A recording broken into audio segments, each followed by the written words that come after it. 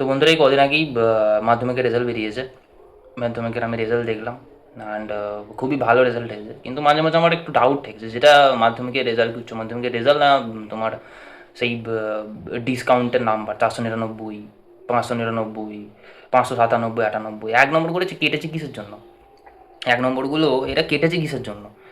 আমার তো মনে হয় যখন এদের খাতা চেক হয়, এদের মানে টিচাররা এদের ডাইরেক্ট নামই দেখে যে আচ্ছা চ্যাটার্জি, ঠিক আছে ঠিক আছে, তাহলে এদের এরা কিছু না, পড়া ডাইরেক্ট নাম্বার বসায় এরা।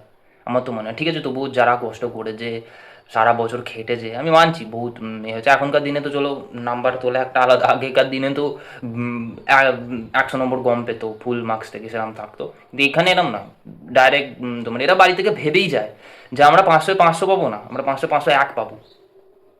কারণ কি এদের এরা ভাবে যে আমার 1 নম্বর এক্সট্রা নাম্বার দেবে আমার গুড হ্যান্ড রাইটিংয়ের জন্য। তোমার এখানে যে পেন্সিলগুলো হয় না, অপ্সরা পেন্সিল, এরা ওইটাই ইউজ করে। যখন এরা এ করে না, তো এরা ওইটা ইউজ করে বেশি নাম্বার এরা পেয়ে যায়।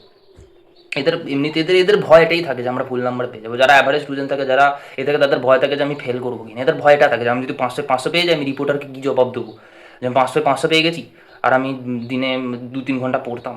তো তাদের ভয় এটা থাকে যে আমার নাম্বার বেশি যদি চলে আসে, 501 যদি চলে আসে, আমি কি জবাব দেবো, এটা থাকে। ঠিক আছে, তারপর আরেকটা ইন্টারভিউ আমি দেখছিলাম, সেখানে ওর যে পেয়েছে 499 500-তে, তো ওর মা বলছে, যে রিপোর্টার জিজ্ঞেস করছে তো কেমন লাগছে, বলছে ওর মা যে খুব বাজে লাগছে, মানে সারা বছর ছেলেটা খাটলো, কিন্তু ওই একটা নম্বর যদি পেতাম, পেয়ে গেলে আরও ভালো লাগতো। এ বলছে, তো রিপোর্টার বলছে তাহলে ওই 1 নম্বর তোমার একটা বছর খেয়ে নিল? বলছে হ্যাঁ, 1 বছর খেয়ে নিয়েছে আমার। আমার কি, আমার ছেলেরও খেয়েছে, আমারও খেয়েছে, এত কষ্ট হচ্ছে।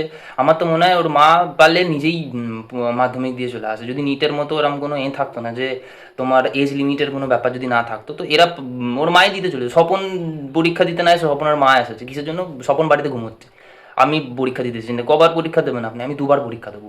আমার মায়ের এরম অ্যাটিটিউড থাকা দরকার।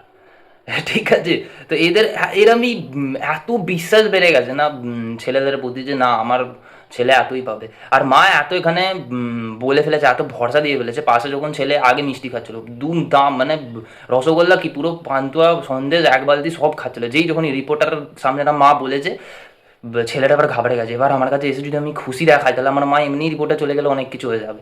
তো যখন রিপোর্টার এবার ছেলেটাকে জিজ্ঞেস করছে যে কেমন তাহলে পরীক্ষা, কেমন হচ্ছে, কেমন লাগছে ওখানে, ও বলছে বহুত দুঃখ লাগছে, একটা নম্বর আমার এখন অনেক কিছু করে ফেলছে, একটা নম্বরে একটা ল্যাংচা আমার পুরো চলে যাবে। আর যে কেটেছে ওই একটা নম্বর, সেই মাস্টারকে আমি খুঁজছি, তাদের একটা আমি কেটে দেবো। এটার মধ্যে ব্যাপার আছে, ঠিক আছে। আরে ছেলে মেয়েদের প্রতি এত ভরসা বেড়ে গেছে, মা বাবা মানে এত ভরসা করছে। ছেলে ছেলে নিজের থেকে নিজের ভরসা উঠে গেছে, যে এত ভরসা আমার উপর করছে, আমি যদি ওদের ভরসাটা না করতে পারি, আমি ভরসাতে মরে যাবো। ভরসার উপরে এরা চেপে মরে যাবে, এত প্রেশার ছেলেদের মধ্যে মানে ফিল হতে শুরু করে দিয়েছে।